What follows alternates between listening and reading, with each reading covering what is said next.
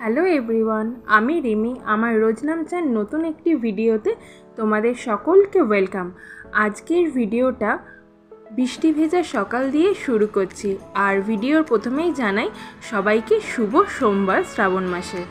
আজকে কি বানাবো তাহলে চলো দেখে নাও। আজকে বানাবো হচ্ছে আলু পোস্ত। তার জন্য এখানে নিয়ে নিয়েছি আলু, কাঁচা লঙ্কা, লাগবে হচ্ছে পোস্ত, আর নিয়েছি হচ্ছে এখানে গোটা কয়েক রসুন, পেঁয়াজ, আর মশলার মধ্যে লাগবে হচ্ছে হলুদ আর কালো জিরে। আলু পোস্ত তো অনেকেই অনেক রকমভাবে খেয়েছো, আমি যেইভাবে বানাচ্ছি সেইভাবে একবার বাড়িতে বানিয়ে দেখো।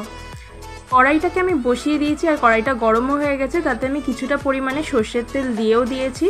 আর এখন তেলটা গরম হতে হতে তত পোস্ত আর কাঁচা লঙ্কাটাকে মিক্সিতে আমি বেটে নেব।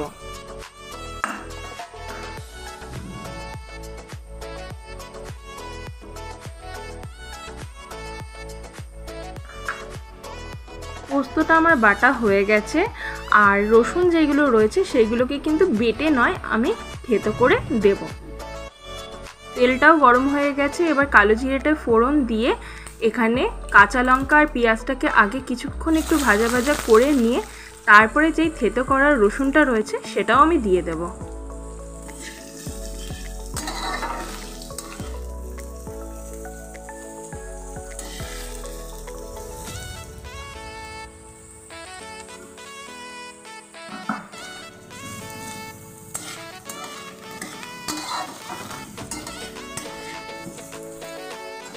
আমার পেঁয়াজ, রসুন, কাঁচা লঙ্কা এগুলোকে ভালো করে ভাজা ভাজা হয়ে গেছে। এখন কেটে রাখা যেই আলুগুলো ছিল ডুমডুম করে সেটাকে দিয়েও আমি বেশ কিছুক্ষণ সময় নিয়ে ভালো করে আলুটাকে ভেজে নেব। আর এটার মধ্যে এখন নুন আর হলুদটাও দিয়ে দেব। সবগুলোকে ভালো করে মিশিয়ে নিয়ে হলুদের সাথে তারপরে আমি কিছুক্ষণের জন্য এটাকে এখন ঢেকে দেবো, যাতে ভাজার সাথে সাথে আলুটা কিছুটা সিদ্ধ হয়ে যায়। তাই আলুটা আমার ভাজা হয়ে গেছে। এবার বেটে রাখা যেই পোস্তটা রয়েছে সেটা দিয়েও আমি আরও 1 মিনিটের মতো এটাকে ভালো করে ভেজে নেব। এটাকে আমার ভাজা হয়ে গেছে। এখন পোস্তর বাটি ধোয়া যেই জলটা রয়েছে সেটা আমি কিছুটা পরিমাণেই দেবো, বেশি জল এখানে আমি দেবো না। আর দিয়ে আরও কিছুক্ষণের জন্য ঢেকে দেবো, যাতে যেইটুখানি আলুটা সিদ্ধ হওয়া বাকি রয়েছে যাতে সিদ্ধ হয়ে যায়। এদিকে দেখো আলুটাও আমার সিদ্ধ হয়ে গেছে। আর এটাতে এখন আমি সামান্য পরিমাণে একটু মিষ্টি আর দিয়ে দেবো হচ্ছে কিছুটা পরিমাণে কাঁচা সর্ষের তেল, আর দিয়ে গ্যাসটাকে অফ করে দেব। আর বাকি 2 থেকে 3 মিনিটের জন্য এটাকে ঢেকে রাখবো। আর লাস্টের এই কাঁচা সর্ষের তেল দেওয়াতে এটার স্বাদ কিন্তু আরও দ্বিগুণ বাড়িয়ে দেয়। তাহলে চলো একদম প্লেটে সার্ভ করে নিয়ে তোমাদের সামনে আসছি।